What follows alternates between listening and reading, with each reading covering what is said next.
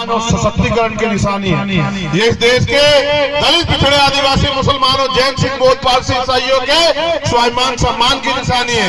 ये भारतीय संविधान की सुरक्षा का प्रतीक है। आप इसकी अहमियत समझो। आपके कंधों पर जिम्मेदारी, आपको अपने समाज को आगे बढ़ाना है। आपको इस प्रदेश और देश में भारतीय संविधान को लागू कराना है। आपको संविधान की रक्षा सुरक्षा करनी है। ना होता संविधान, कोई आता भी नहीं आपकी बस्तियों में। ना होता संविधान तो ये हमारी बहनें जो बैठी हैं, इनको हट जाओ पीछे देखने के लोग। ये हमारी बहनें डॉक्टर, इंजीनियर, आईएएस, आईपीएस और सरपंच प्रमुख नहीं बन पाती अगर बाबा साहब अम्बेडकर का संविधान नहीं होता। ये संविधान है जो संविधान वोट का अधिकार और बराबरी का अधिकार देता है और अवसर देता है। इसकी वजह से आज महिलाएं, अगर नेहरू जी की बेटी इंदिरा गांधी भी प्राइम मिनिस्टर बनी तो वो बाबा साहब अम्बेडकर के संविधान की वजह से बनी, मनुस्मृति की वजह से नहीं बनी।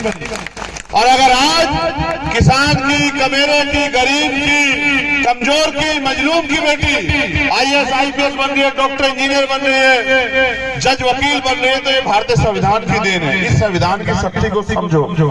और मैं स्पेशली उन लोगों से कहना चाहता हूं, कल मैं गढ़वा में था, वहां हमारे लोगों ने मुझे बताया कि एक मंत्री से यहाँ डरे हुए हैं लोग। अगर डरना है तो भारतीय संविधान से डरो।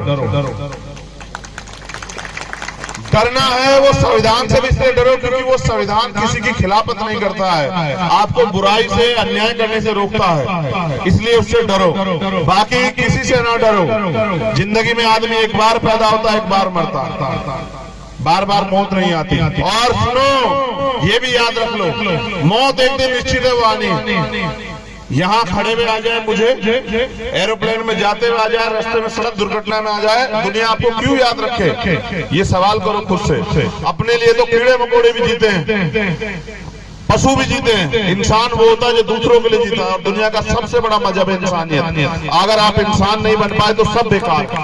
इसलिए इंसानियत को अपने अंदर जिंदा रखो। और मैं आपको नीले पट्टे वालों को जिम्मेदारी देने आया हूं कि आपकी जिम्मेदारी ये है कि टुकड़ों में बटे हुए समाज को इकट्ठा करो, गांव-गांव जाओ, अपने महापुरुषों की विचारधारा को बताओ, इस बहुजन समाज में भाईचारा पैदा करो। और सबसे जरूरी काम, जो सबसे बड़ा अधिकार, इन बंदूकों से भी ज्यादा ताकतवर जो अधिकार बाबा साहब अम्बेडकर हमको देके गए हैं, उस वोट की शक्ति को पहचानो।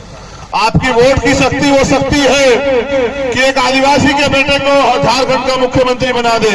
और आपकी वोट की शक्ति वो शक्ति है कि दिल्ली की गद्दी में बैठे प्राइम मिनिस्टर को धूल चटा दे। आपकी वोट में वो ताकत।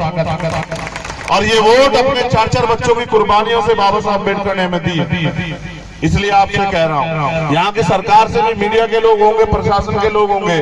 मैंने वहां भी कहा था जमशेदपुर में, मैं यहाँ भी कह रहा हूँ, हमारी पार्टी के बड़े सम्मानित राष्ट्रीय कमेटी के, प्रदेश कमेटी के हमारे बहुत सम्मानित नेतागण यहाँ बैठे हुए हैं। मैं उनसे भी कहना चाहता हूँ कि जो मांगे हम लोग उठाते हैं उनको मंचों पर उठाते रहा करो।